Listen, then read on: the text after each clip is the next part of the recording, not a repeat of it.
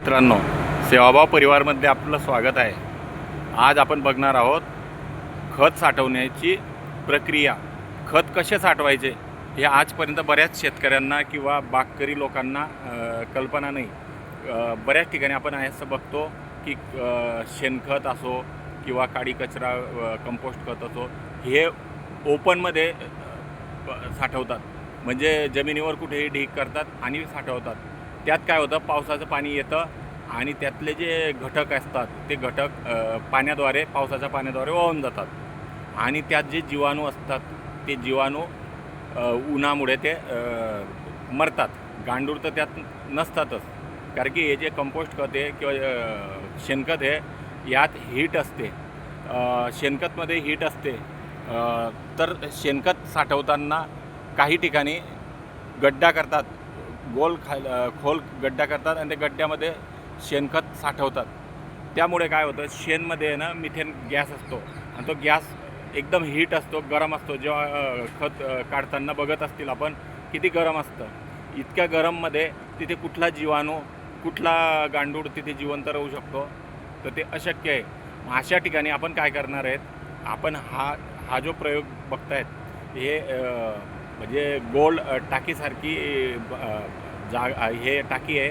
त्या टाकीमध्ये आपण वेगवेगळ्या प्रकारचे जे गवत, काडी कचरा किंवा गार्डनमधलं जे औषध असतात, जे पिकं असतात त्या पिकांचे औषध असतं ते त्यात टाकतात. लाकूड फाटा वगैरे ते पण त्यात टाकतो आणि ते धीरे धीरे कुजत असतं. आपण किचन वेस्टसुद्धा त्याच्यात टाकू शकतो. आता हे जे आहे ना, ही एक पद्धत आहे. जर समजा आपल्याकडे उपलब्ध असलं तर असं करू शकतात किंवा आपण मातीचा बांधसुद्धा करू शकतात किंवा विटांचं बांधकामसुद्धा करू शकतात. यावर झाड असलं तर चांगली गोष्ट, सावली पाहिजे, ग्रीन नेट लावू शकतात आणि शक्य झाल्यात आपण शेडसुद्धा करू शकतात. म्हणजे पावसाच्या पाण्यापासून त्याचं संरक्षण झालं पाहिजे.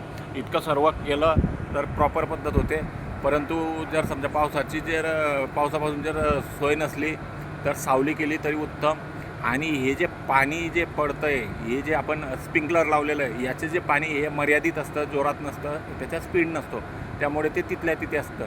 आणि त्यातले जे जीवाणू गांडूळ हे जमीनमध्ये सुद्धा दूरपर्यंत जातात. म्हणजे त्यातली खालची मातीसुद्धा खत तयार झालेली असते, पण त्याला खोदायची नाही जास्त. आणि जर समजा 1 फूट 2 फूट गेली तरी ते थंडावा असतो आणि तिथपर्यंत गांडूळ जातात. म्हणजे जे शेणखतसुद्धा टाकलं त्यात तर ते सुद्धा थंड होऊन जातात. म्हणजे तिथे गरम गॅस पण असला तरी तो गॅस निघालासुद्धा तरी तर गरम असला तरी तो थंड होत राहतो. आता याला काय करायचं आहे, आता हा एक खत वरती तयार होतं आहे, लोखंडाची टाकी आहे. याच्यातलं आपण वरतून उपसून बाहेर पण काढू शकतात किंवा जमिनीत एका बाजूला गड्डा करायचा. जसं आपण लाड वगैरे राहते, आपण स्वयंपाक वगैरे बनवतात मंगल कार्यामध्ये, लग्न कार्य वगैरे, तिथे स्वयंपाक वगैरे जुन्या पद्धतीनं करत होते. आता तर गॅस वापरतात, त्यामुळे काही लोकांना त्याची कल्पना नसेल, परंतु बऱ्याच ठिकाणी तुम्ही बघितलं असेल. तर ते तसा गड्डा करायचा, त्या गड्ड्यातून लांब दांड लावायचा. त्या लाल दांड्याचा फावडा असला त्याच्यातून आपण ते खाली जे तयार झालेलं खत आहे, म्हणजे कुजणारं खत खाली तयार होतं, व तो आपण काडी कचरा टाकतो. म्हणजे आपलं जे सायकल आहे कंटिन्यू चालू राहतं.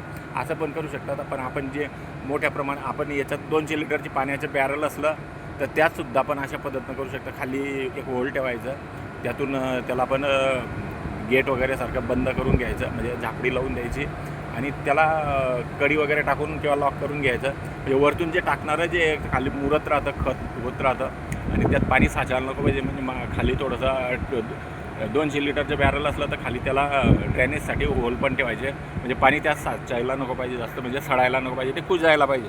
अशा पद्धतीनं आपण जर समजा गार्डन करत छोट्या पद्धतीनं करू शकतं. आणि शेतात करताना एक गड्डा म्हटलं मी, गड्डा करायचाच नाही, उंच ठिकाणी करायचं. म्हणजे जमिनीतलं पाणी तिथे साचत नाही अशा ठिकाणी करायचं. म्हणजे उंच भागाच्या ठिकाणी करायचं किंवा मध्यभाग करायचं. शेताचा जो मध्यभाग आहे तिथे केलं तर उत्तम, कारण की त्यातले जे गांडूळ आहे शेतामध्ये सुद्धा जातील. आजूबाजूला असं विटकाम किंवा लोखंडी टाकीची गरज नाही, त्याला फक्त मातीचा बांध टाकून घ्यायचा. जास्त उंच टाकायची गरज नाही, 2 फूट टाकलं तरी खूप आहे. 1.5 फूट 2 फूट बांध टाकून द्यायचं. आणि हे जे शेतातलं जे निघणारं आहे काडी कचरा किंवा काट्या वगैरे असतात, कितीही काट्या असल्या तरी त्यात टाकू शकतात. मेलेले प्राणी वगैरे असलं त्यातसुद्धा टाकू शकतात. आणि आपल्या घरातलं जे किचन वेस्ट आहे इकडे तिकडे न फेकतात, त्यात तिथे जाऊन त्यात टाकू शकतात. आपल्या घरात जर समजा काही दूध वगैरे नसलं वगैरे तर दूधसुद्धा त्यात टाकू शकतात. इवन आपण आजूबाजूला जे कटिंग सलून असतात त्यात निघणारी जे केस असतात ते सुद्धा त्यात टाकू शकतात. म्हणजे जे कुजतं आहे, अंडे वगैरे टाकू शकतात, मटनचं मीठ वेस्ट असतं ते पण त्यात टाकू शकतात. म्हणजे जे जे कुजणारं आहे, म्हणजे दगडसुद्धा टाकू शकतात. पण दगड टरक नको पाहिजे, नरम दगड असला तो त्याचीसुद्धा हे गांडूळ जीवाणू त्याचीसुद्धा खतात रूपांतर करतात. कच्चा दगड असला ते सुद्धा त्यात टाकू शकतात, नो प्रॉब्लेम. कडक दगडला वेळ लागतो, लोखंड त्यात टाकू शकतात, लोखंडलासुद्धा वेळ लागतो. फक्त त्यात काच वगैरे अशा गोष्टी किंवा प्लास्टिक हे टाकणं टाळावं, प्लास्टिकच्या पिशव्या वगैरे टाळाव्या. म्हणजे कारण त्यासुद्धा कुजतात पण त्याला वेळ लागतो, जास्त वेळ लागतो. म्हणजे आपल्याला तात्काळ पाहिजे तर वेगवेगळ्या प्रकारचे धातू आहे, भांडी वगैरे खराब भांडी आहे तर त्यासुद्धा टाकू शकतात. म्हणजे आपल्या पिकात, आपल्या जमिनीला सर्व प्रकारचे पोषक तत्व मिळतात. म्हणजे जी कुजणारी वस्तू आहे, सांगायचं तात्पर्य कुजणारी सर्व वस्तू त्यात टाकू शकतात, सर्व पदार्थ त्यात टाकू शकतात. अशा पद्धतीने करू शकतात आपण. आणि हे जे खत आहे तुम्ही शेतात टाकलं नाही टाकलं तरी आपल्या शेतात गांडूळ पूर्ण शेतामध्ये फिरतात आणि उन्हाच्या टायमाला येऊन तिथे बसतात, राहतात. त्यांची ती वसाहत आहे, त्यांची ती बिल्डिंग आहे, त्यांचा जो ताजमहल आहे असं समजून चालायचं, त्यांच्या वाडा आहे असं समजून चालायचं. आणि आपल्या शेताच्या मध्यावर असा हे ढीग प्रत्येक शेतात पाहिजे. मी सुद्धा माझ्या शेतात एक सेंटरला असा ढीग बनवलेला आहे. आपणसुद्धा अशा पद्धतीनं ते करू शकतात. आणि जे येणारं जे आपल्या घरातलं जे वेस्ट वगैरे, किचन वेस्ट वगैरे त्यात तुम्ही ते टाकू शकतात. फक्त प्लास्टिक वगैरे ते निवडून घ्यायचं, तर त्यात टाकायचं नाही. त्यात काय होतं, ते जर टाकलं समजा तर आपला जो खत आहे समजा प्रॉपर पद्धतीनं होत नाही, तेच प्लास्टिक आपल्या शेतात जातं आणि ते शेताचं काही तेवढं मोठं नुकसान होणार नाही, पण फायदा पण होत नाही. म्हणून ते प्लास्टिक तुम्ही वेगळ्या ठिकाणी टाकू शकतात. अशा पद्धतीने बघा हे बाबा त्यात टाकतायत, कचरा वगैरे टाकतायत आणि जे किचन वेस्ट आहे ते टाकलं. मग अशा पद्धतीने आपण वेगवेगळ्या पद्धतीनं करू शकतात. हे जे खत आहे हे खत पूर्ण शेताला भेटेल.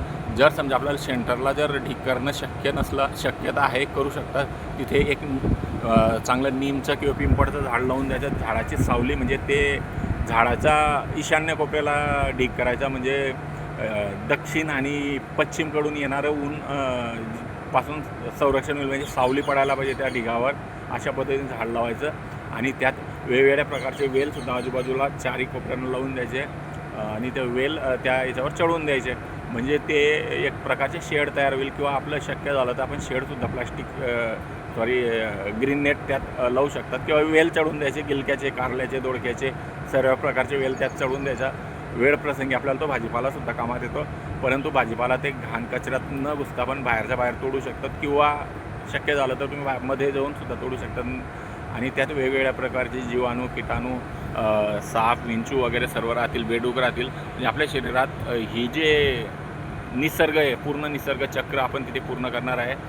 आणि ढीग नाही करायचा तर आपण सेंटरला म्हणजे शेताच्या सेंटरला लांब बांधसुद्धा टाकू शकतात.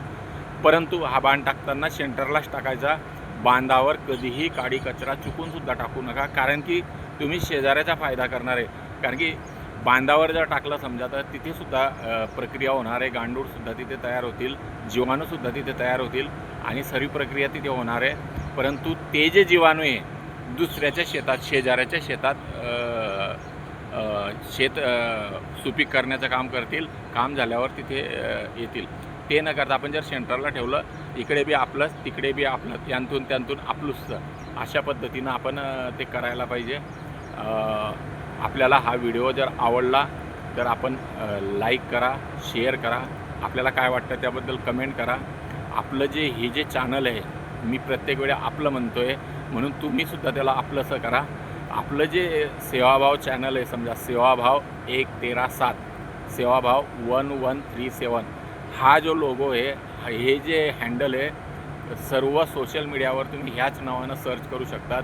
त्यात व्हॉट्सअपलासुद्धा तुम्ही व्हॉट्सअप चॅनल आहे त्यातसुद्धा तुम्ही सेवाभाव सर्च करू शकता. टेलिग्रामला, इंस्टाग्रामला, फेसबुकला, यूट्यूबला सर्व ठिकाणी तुम्ही सेवाभाव म्हणून सर्च करा.